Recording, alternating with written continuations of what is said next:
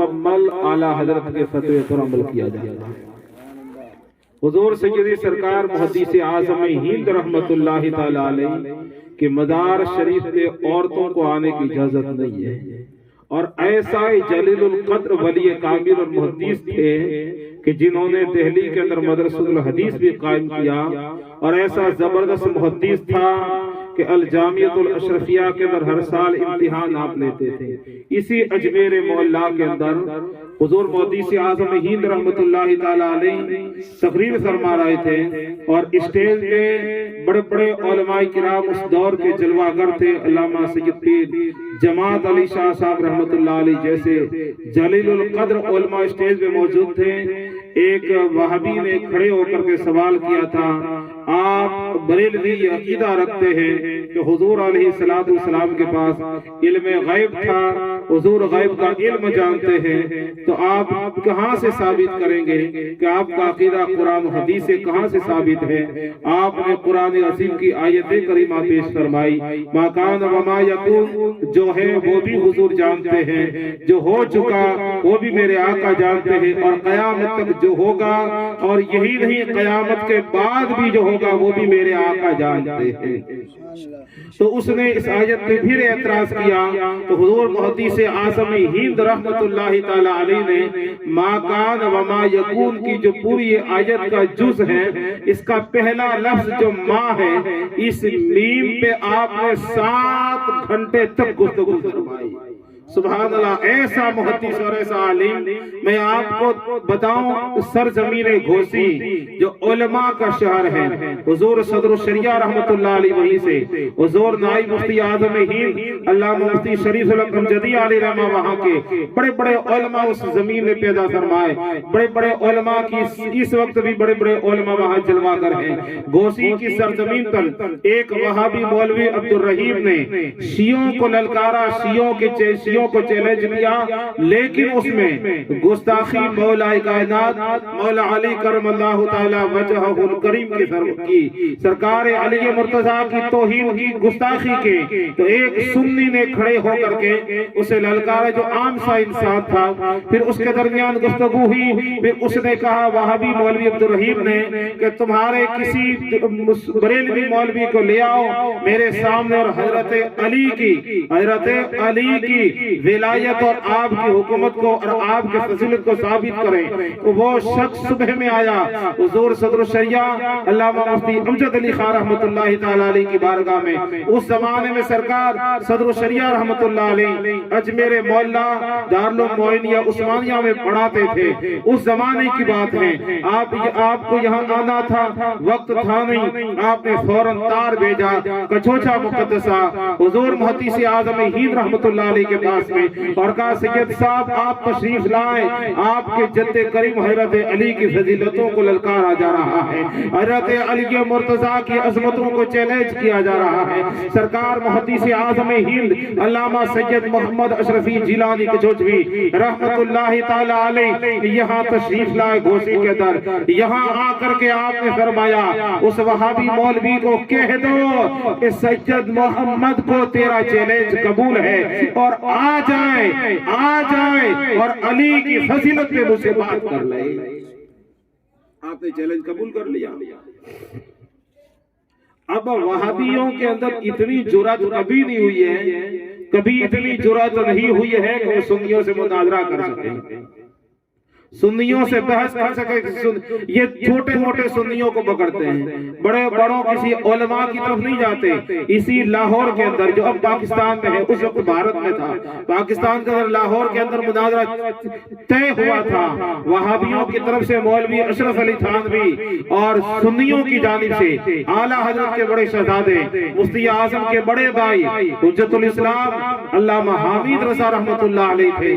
لیکن وقت مقررہ پہ علامہ حامد رضا تو پہنچ گئے، وہابیوں کی جانب سے کوئی نہیں آیا، اور اس مناظرے کے جج ڈاکٹر علامہ اقبال تھے۔ اس وقت ڈاکٹر اقبال کی حجت الاسلام علیہ وسلم سے ملاقات ہوئی۔ یہ بھی ایک تفصیل طلب بات ہے، مگر میں بات کو زیادہ لمبی نہیں کروں گا کیونکہ علماء تشریف لانے والے ہیں۔ حضور محدث اعظم ہند رحمت اللہ تعالی علیہ اس وہابی مولوی عبدالرحیم کے درمیان بات چیت گفت و شنید ہوئی، اور پھر وہ تیار تو ہوا نہیں، وہ کبھی ادھر کے بہانے کرتا کبھی ادھر بہانے کرتا، کیونکہ اسے معلوم تھا کہ اس کے سامنے میری چلنی نہیں ہے، اس کے سامنے میری چلنی نہیں ہے، اس لیے بہت کوشش کی گئی، ان کے لوگوں کے ذریعے کوشش کی گئی کہ کچھ کرتے مناظرے میں آ جائے۔ پھر اس نے ہمت کی اور کہا میں مناظرے میں آنے کے لیے تیار ہوں۔ وہ مناظرے کے لیے تیار ہوا، پھر پولیس کی اس نے مدد لی اور بہانے کر گیا کہ پولیس نے پابندی لگا دی ہے، اس لیے نہیں آ سکتا۔ لیکن محدث اعظم ہند رحمت اللہ تعالی علیہ نے اسٹے لگایا کہ نہیں، مناظرہ ہو کے رہے گا۔ پھر وہاں بھی اسے زبردستی گھسیٹ کے مناظرے میں پکڑ کر وہابی مولوی کو لایا گیا۔ وہابی مولوی آیا اسٹیج پہ اور اس کو لا کے تخت پہ بٹھایا گیا۔ ایک طرف محدث اعظم ہے، ایک طرف وہابی مولوی ہے، سامنے سنی عوام بھی ہے، وہابیوں کی عوام بھی ہے۔ سرکار محدث اعظم ہند رحمت اللہ تعالی علیہ اور اس کے درمیان مناظرہ ہوا۔ مناظرہ تو کیا ہونا تھا، کیونکہ مناظرہ تو عالموں کے درمیان ہوتا ہے، عالم سے مناظرہ کرتا ہے، جاہل کیا مناظرہ کرے گا، جاہل سے کیا بحث کی جائے۔ مولا کائنات مولا علی فرماتے ہیں جاہلوں سے بحث نہ کرو، جاہلوں سے بحث نہ کرو، اگر وہ بحث میں ہار گیا تو تمہارا دشمن ہو جائے گا، اگر وہ جیت گیا تو گھمنڈ کر جائے گا یا وہ کفر بھی کر جائے گا۔ اس لیے جاہلوں سے بحث کرنے سے مولا کائنات نے منع فرما دیا۔ حضرت محدث اعظم ہند رحمت اللہ تعالی علیہ اسے برابر کے سوال و جواب ہو رہے تھے، قریباً رات کے 3 بجے ہے۔ وہ وہابی مولوی نے کہا حضرت محدث اعظم ہند سے کہ مجھے اجازت نہیں کرتا ہے، عقل کبھی کام نہیں کرتی ہے، کیونکہ کہنے والے نے کہا تھا خدا جب دین لیتا ہے تو عقلیں چھین لیتا ہے۔ دوسرا دن ہوا، اسٹیج لگا، اسٹیج پہ حضور محدث اعظم ہند علیہ رحمت تشریف لے آئے، مگر وہ وہاں بھی نہ آیا۔ پتا چلا کہ وہ صبح ہی فرار ہو چکا تھا دوسری سے۔ پھر شام کو جس نے فتح منایا گیا، شاندار ایک لمبی داستان ہے لیکن میں نے مختصر عرض کی۔ سرکار محدث اعظم ہند رحمت اللہ علیہ کی صدارت میں جلسہ ہوا، شاندار جلسہ ہوا۔ کئی وہابی اٹھ کے اسٹیج پہ آئے، آ کر کے کلمہ پڑھتے چلے گئے اور انہوں نے توبہ کی وہابیت سے، سنی ہوئے اور محدث اعظم ہند کے مرید بھی ہو گئے۔ یہ محدث اعظم ہند کی کرامت بھی ہے اور محدث اعظم ہند رحمت اللہ علیہ کا مقام محدثانہ بھی ہے۔ آپ کا یہ علم کا مقام بھی ہے کہ آپ کے سامنے اور آپ کی ولایت ہے، آپ کی ولایت ایسی آپ خود فرماتے ہیں کہ کلکتہ میں تقریر کا واقعہ خود نے لکھا۔ سرکار محدث اعظم ہند رحمت اللہ تعالی علیہ کلکتہ بنگال کی سرزمین پہ تشریف لے گئے، وہ تقریر کر رہے ہیں، ہزاروں کا مجمع ہے، لوگوں کا جم غفیر ہے، کیونکہ سوشل میڈیا کا دور نہیں تھا، وہ موبائلوں کا دور نہیں تھا۔ سرکار محدث اعظم ہند رحمت اللہ علیہ جم غفیر میں تقریر فرما رہے، اسٹیج پہ ہیں اور علماء کرام بھی اسٹیج پہ موجود ہیں، بڑے بڑے اکابر علماء اس زمانے کے۔ محدث اعظم ہند رحمت اللہ علیہ فرماتے ہیں تقریر جب پورے جوش میں تھی، پورے جوش میں محدث اعظم ہند علیہ رحمت و رضوان تقریر فرما رہے تھے، تب ایک شخص مجمع کے درمیان کھڑا ہوا اور کانپتا ہوا محدث اعظم کے پاس آیا، اسٹیج کے قریب آیا، محدث اعظم ہند کے قدموں میں آ کر کے گر گیا، قدموں میں محدث اعظم کے گر گیا، اور وہیں جب گرا قدموں میں محدث اعظم نے اس کو پکڑا، اٹھایا، فرمایا کہ اسلام کے اندر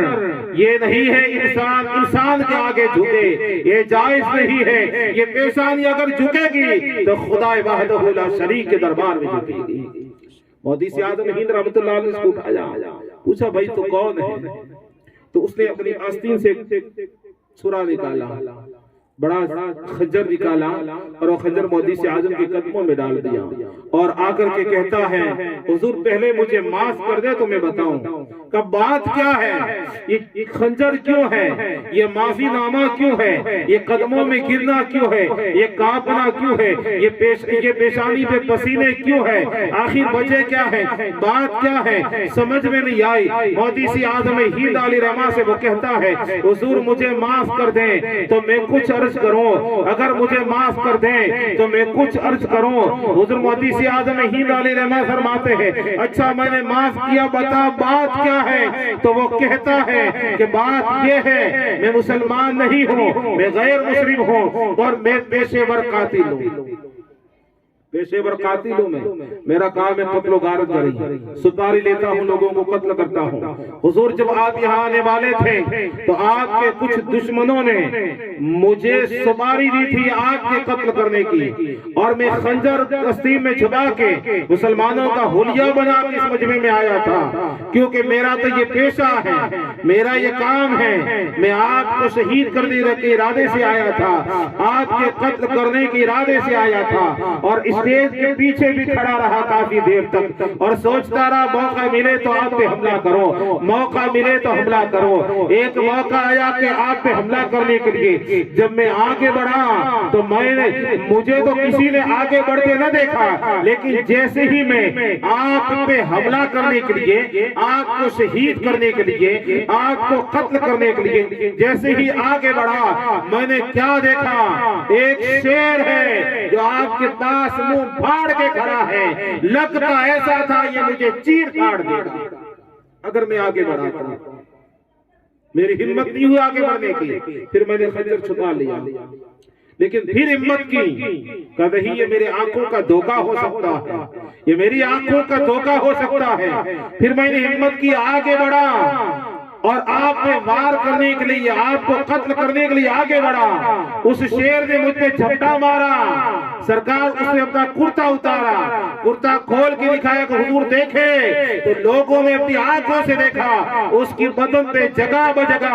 شیر کے پنجوں کے نشان تھے اور خون سے اس کا بدن تر بتر تھا، یعنی شیر نے مجھ پہ حملہ کیا، زخمی کر دیا تھا،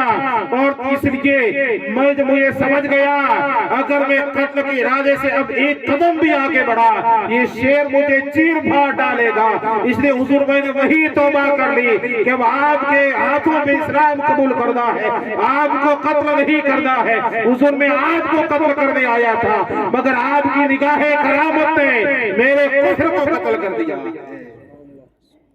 میرے کفر کو قتل کر دیا، اور قدموں میں گرا، کلمہ پڑھا، مشرف اسلام ہو گیا،